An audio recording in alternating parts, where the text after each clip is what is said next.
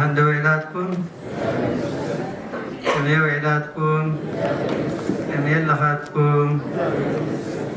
أمين من قسطو سعرات نهلاويو درات وسن زي بلو سماين مدرن بحرن يبسن زران زيران زفترك زيابير عملخنا بدقامي يخبري مسجن نادينا نقدس دنقل مريم مسجانا وداسيا أي فلينا كبرون ندينا قدس دنقل مريم نقولهم هريان زيابير يكون نولاويهم لإسرائيل أسم كما واقع يوسف زي رئيهم لعيلة شروبيل زي نبر أسترعي بزبل هاي لقال كنمها هارينا نعايز الزارب لسان نعفن كا سمعوا زتكبر حلنا زتكبر لبونا يهابكم دحنات كنبل كلنا كم مسمع تراه زي كونس سمعها أو قبري التوعليو تدحنت زبال مالتيو لو معلت سنبت نولاوي تباهيلا تتكس سنبتيا ቤተክርስቲያንና ሁሉ ጊዜ ሰንበታት ዕለታት በዓላት አዋርህ ዓመታት ወዘተ ለናቶም ስያሜ አለዎም በዚህ መሰረት ቅዱስ ያሬድ ኖላዊ እናበለ ዝዘመሮ መዝሙር ይዝመር ማለት ኣብዚ ዕለት እዚ ከምኡ ከዓ ቅዳሴና ንባባትና እውን ነዚ ዝምልከት ነይሩ ኖላዊ ማለት እንታይ ማለት እዩ ክንብል ከለና ካብ ኖለወ ዝብል ግሲ ዝወፀ ኮይኑ ኖለወ ሓለወ ረአየ ሓደራ ንዝተዋህቦ ገንዘብ ይኹን ንብረት መኪና ይኹን ቤት ሃብቲ ወዘተ ወይ እውን ንሰብ እውን ሓለዋ ትኾነ ኢኻ ማለት እዩ ሓደጋ ከይበፅሖ ኣብ ሓደጋ ከይኣቱ ንሰብ ከዓ ትሕልዎ ማለት ካብ ሓጢኣት ናብ ፅድቂ ካብ መገዲ የማን ካብ መገዲ ፀጋም ናብ መገዲ የማን ከዓ ተምፅኦ እዚ ሓለዋ ተባሂሉ ይጥቀስ ማለት እዩ እምበኣር ቅዱስ ዳዊት ሎሚ ኣብ መዝሙር 79 ካብ ፍቅዲ ሓደ ካብ ዘመረልና መዝሙር እዮም ቅድም ክብል ዲያቆናትና ኖላዊሆም ለእስራኤል ኣፅሚ ዘይርአዮም ከመ ኣባግዓ ዮሴፍ ዘይነብር ላዕለ ኪሩቤል ኣስተርአየ እናበሉ ዝገለጹልና እዚ ቃል እዚ ነቢይ እግዚአብሔር ኣቀዲሙ ንምምፃእ ኣምላኽናን መድኃኒናን ኢየሱስ ክርስቶስ بمزمور ملكة زمرو كوينو السخاء نراويهم لإسرائيل مالت واسا أملاخ نايدك سبات كمهانو متن أتي نبيات ويون لكاونت بحفشا نلمانو نزنبرة زسمع قال سمع يوم كم تقالكا زتسفها يوم كم تخمسي إلكا قال نايدحنت ذهبكا يوم إنه سمع واسانا إنه سمع أملاخنا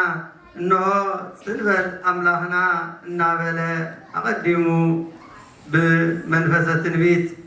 تمارحو ززمرو قاليو إذا أقدمك زأتهايو قال إنه نبيات يزمروا للو إنه نبيات سمعنا يقولوا له إنه نبيات مصانا يبللومو ندحنتك مصا كم زبلو مالتي أقدمو እግዚአብሔር አምላክና نعدم قال آتيلون يريو እግዚአብሔር نعدم قال كاتولو خلو حتى زأززو إصبلس مسبلع نايموت ودكت وديقو نيرو مالتيو موت سقا زيكونا موت نفس حقيقات بصحيحو نيرو مالتي حقيقات مالت كاب እግዚአብሔር አምላክ مفلاي كاب እግዚአብሔር አምላክ مرحا ወይ ላዌኻ كاب እግዚአብሔር አምላክ مفنتات مالتي እግዚአብሔር አምላክ አቀድሙን አዳም ካብቲ ዝበሎ እጽ ካብዚ አይትብላዕ ክብለ ከሎ ካብዚኣ እንተበሊዕኻ ግን ሞት ክትመውት ኢኻ ኢልዎ ነይሩ እግዚአብሔር ኩሉ ግዜ ንዓና ሞት አይፈጠረልናን እግዚአብሔር ንዓና ኩነኔ አይፈጠረልናን እግዚአብሔር ንዓና ሞት አይዳለወልናን እንታይ ዳ ቀምቲ ነቢይ ሰሎሞን ዝበሎ እግዚአብሔር እያምፃ ሞተ አላ ጠቢባን አምፅእዎ ወአምሰልዎ አርከ ከም ዝበሎ እነሆ ጠቢባን እቶም ዓበይቲ ጠቢባን ማለቱ ቀዳሞት ወይ ከዓ አዳም ማለቱ እዩ አምፂኦም ብፃዮም ገይሮሞ ከም ዝበሎ እዩ እምበኣር እግዚአብሔር አምላክ كل جزء معاري سلزخانة كل جزء رهرو سلزخانة كل جزء حيواي سلزخانة كابتي زودقو كتنسو قال آتيلون يريو زيابير أملاخنا بأدام متيو أدام آيتي هلو كيخبلو خلو أدام كا إنه أبزيو زبلو እግዚአብሔር አምላክ አበይ ያለኻ ክብሎ ከሎ ኣብቲ ዘቐመጦ ከይዱ ሲኢንዎ ማለት ዘይኮነ ወይ ናብቲ ዘቐመጦ መፂኡ ምርኣይ ሲኢንዎ ዘይኮነ እንታይ ደኣዩ ኣበይ ኣለኻ ዝበሎ ካብ ጓልጓልካ ተወሊደ ካብቲ ድኹም ስጋ ወዲሰብ ስጋኻ ተወሊደ ከድሕነካ ነቲ ኣርሒቁ ዘይርኢ ባህሪ ስጋኻ ለቢሰ ከድሕነካ ንማለት እዩ ኣዳም ኣበይ ኣለኻ ዝበሎ ኣዳም ቀጥታ ነዛ ሕቶ እዚኣ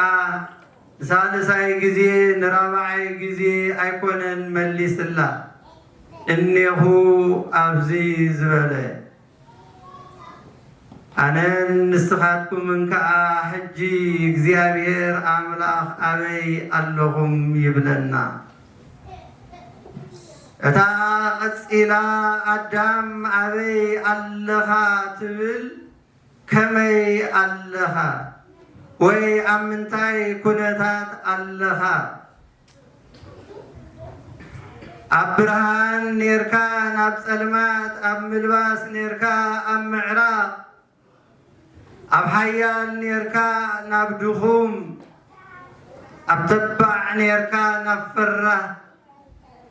ኣብ ጽድቂ ኔርካ ናብ ሓጢኣት ምምፃእኻስ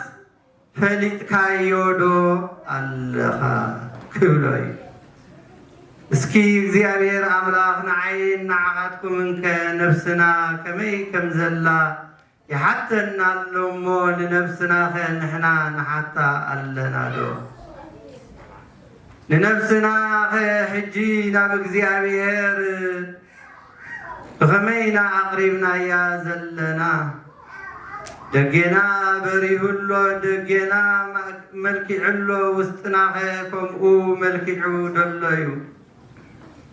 ውስጥናኸ ከምኡ ንጹህ ኣሎ ድዩ እዚ ከዓ እምበዓር ነቲ እግዚአብሔር አምላኽ ዘድልዮ ስለዚ እግዚአብሔር ነዚ ቃል እዚ ነዚ ናይ ተስፋ ቃል እዚ አቀድሙ አትሉ ነቢሩ ስለ ዝነበረ እምበዓር ነቢያት ወይ ከዓ ቅዱስ ዳዊት ኦ አምላኽ አቦታትና አብርሃምን ይስሐቅን ርድአና ከም ቃልካ አድሕነና አታ ሕያዋይ ጓሳና ዝበሉ እምበዓር ንሕና ናይ እግዚአብሔር አምላኽ አባጊዕ ኢና ማለት እዩ ቤተ ክርስቲያን ደንቤና አብዛ ደንብ እዚአኸ አለና ዶ ክርስቶስ ጓሳና እዩ ድምፂ ጓሳናኸ ንሰምዕ አለና ዶ ድምፂ ጓሳና ክንሰምዕ ይግባአና ንሕና ናይ ክርስቶስ አባጊዕ ወይ ከዓ ደንቤና እዛ ቤት እዚኣ ካበልና ካብዛ ቤት እዚኣ እንተደኣ ወፂእና ካልእ ሽግር ክገጥመና ማለት እዩ ካልእ ውድቀት ክንወድቕ ማለት እዩ ካብ እግዚአብሔር ተፈሊና ኣብዚ ዓለም እዚ ዘሎ ሓጢአት ኣብዚ ዓለም እዚ ዘለዉ ብሓጢአት ዝምሰሉ አራዊት አእዳውና አእጋርና ወይ ከዓ ኩለንትናና ክበልዑናዮም ማለት እዩ እግዚአብሔር ካብዚ ከምዚ ይሰውረና ጓሳ ንምንታይ እዩ ዘድሊ ክንብል ቅድም ትንክፍ አቢለልኩም ነይረ ጓሳ ክንብል ከለና ንዓይን ንዓኻትኩምን ግደ ናይ ጓሳ ድርሕቀና ኣይመስለንን ጓሲናን አጓሲናን ኢና ሓቀይ ድየ ሕፍረና ዲያጉስነት ኣይሕፍርኒ ዝሕፍር እንታይ እዩ ሓጢአት እዩ ዝሕፍር እንታይ እዩ ኣብ ባርነት ዲያብሎስ ምህላው እዩ ባርነት ዲያብሎስ እዚ ዓለም እዚኣ ዲያብሎስ ዝቆፃፀረላ ዲያብሎስ የማን ፀጋም ዝብለላ ዓለም እያ ስለዚ ነዚ ናይ ዲያብሎስ አካይዳ ወይ ጉዘማ ናይ ዲያብሎስ ኣብዛ ቤት እዚኣ ኮይንና ከዓ ከነርሕቆን ክንከላኸሎን ንኽእል ማለት እዩ ጓሳና ክርስቶስ እንታይ ይብለና ኣሎ ንዑ ናባይ አቱም ኩልኹም ጾር ዝኸበደኩም አነ ከቅርፈኩም ይብለና ኣሎ መን እቲ ጓሳና